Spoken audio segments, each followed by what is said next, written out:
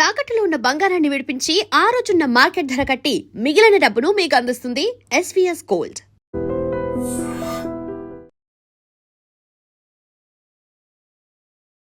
నమస్కారం, మీరు చూస్తుంది ఐ డ్రీమ్. నేను మీ కీర్తి. ఈరోజు నాతో పాటు జ్యోతిష్య రత్న జ్యోతిష చక్ర వైభవ నిపుణులు డాక్టర్ రాళ్లపల్లి రవికుమార్ గారు ఉన్నారు. గురుగారితో నా ప్రస్థానం చాలా చిన్నప్పటి నుంచి ఈ రోజు ఐ డ్రీమ్లో మొట్టమొదటిసారి మళ్ళీ మీ అందరి కోసం. నమస్తే గురుగారు. నమస్కారం. గురుగారు, ద్వాదశ రాశిలో భాగంగా మకర రాశి వారికి ఎలా ఉంటుందండి ఈ కొత్త సంవత్సరం?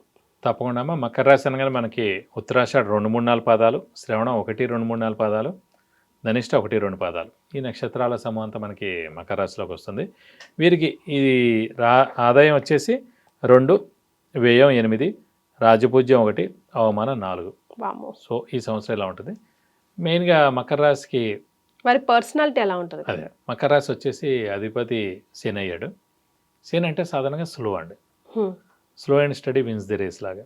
అలాగే మొసలి దానికి సైన్ కూడా మీరు చూసే ఉంటారు, క్రొకడైల్. అది నీటిలో ఉన్నంతసేపే బలం అనమాట. అది నేల మీద వస్తే, ల్యాండ్ మీద వస్తే అదేం బలవంతరాలు కాదు, మామూలుగా ఉంటుంది. కాబట్టి వాళ్ళకి ఏంటంటే వాళ్ళ యొక్క పాజిటివ్ ఏంటి, వాళ్ళ ఇది ఏంటి, బలాలు ఏంటి, ఇవన్నీ ఏంటో తెలుసుకునే వాళ్ళు మీ ఇతరుల జనాలతో ఉంటారు. వాళ్ళు నెగ్గే చోటే, వాళ్ళ మాట చెల్లే చోటే, వాళ్ళ స్ట్రెంగ్త్ ఉన్న చోటే వాళ్ళు ఉంటారు. మిగతా చోట కామ్గా ఉంటారు అన్నమాట. సో ఖచ్చితంగా వీళ్ళది మటుకు ఎక్సలెంట్ టైం నడుస్తుంది. ఎందుకంటే తృతీయ స్థానం మెయిన్గా శని ఉన్నాడు. తృతీయ స్థానం అనేది ఏంటంటే జనాల సహాయ సహకారాలు, writing skills, communication skills.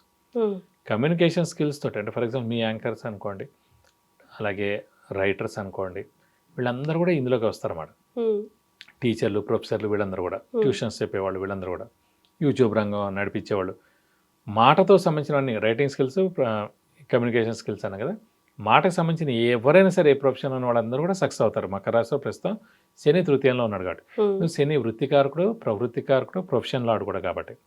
So అలాగే శని ఆరోగ్యకారకుడు, ఆయుష్కారకుడు కూడా. అలాగే మకర రాశి అధిపతి శని కాబట్టి వాళ్ళకి ఇంకా మేలు చేస్తాడు. అలాగే గురువు ఒక్కడు మటుకు ప్రస్తుతం 6వ స్థానంలో ఉన్నాడు, అతను 7వ స్థానంలోకి వస్తాడు.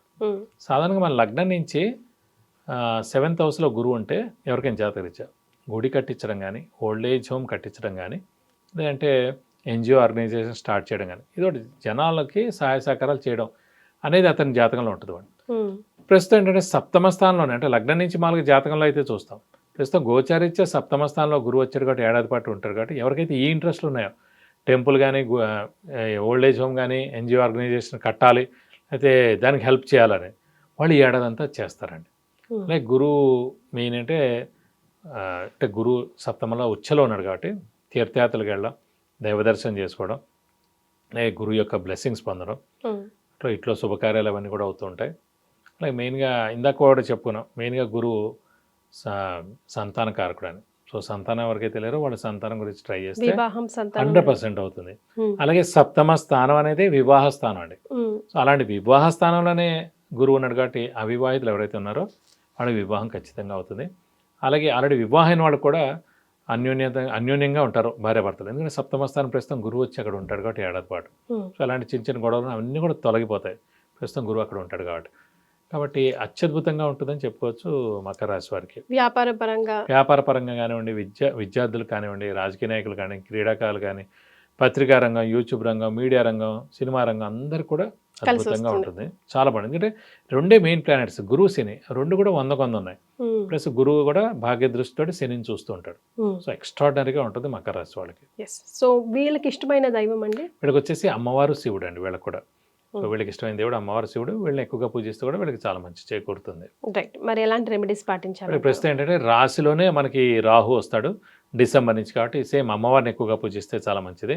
అలాగే ప్రతిరోజు అమ్మవారి స్తోత్రం చదువుకుంటే చాలా మంచిది. అలాగే వీలైతే కనుక మెయిన్గా అమ్మవారి టెంపుల్కి వెళ్ళి ప్రతి శుక్రవారం 40 ప్రదక్షిణాలు చేయడం, అలాగే అభిషేకం కానీ అర్చన కానీ చేయిస్తుంటే మంచిది. ఇంకొంచెం మెయిన్గా అంటే రాశిలోనే రాహు ఉంటాడు కాబట్టి ఎప్పుడైతే ఆలోచన, ధైర్యం, మానసిక ఆందోళన, స్ట్రెస్, స్ట్రెయిన్ అయ్యేందుకు అవకాశాలు ఉంటాయి. కాబట్టి వీలైతే కనుక రాహుకి 18,000 సార్లు జపం చేయించి, మినపప్పు కేజింపో ఒక 1000 రూపాయల వర్త్ గోల్డ్ ఐటమ్ దాని ఇస్తే కనుక ఎలాంటి దోషంలో తొలగిపోయి మీకు అన్ని విధాలా మంచి చేకూరుతుంది. రైట్. సో మకర రాశి వారికి కూడా అన్ని విధాలుగా మంచి జరగాలని మనస్ఫూర్తిగా కోరుకుందాం గురుగారు. ధన్యవాదాలు. నమస్తే. నమస్తే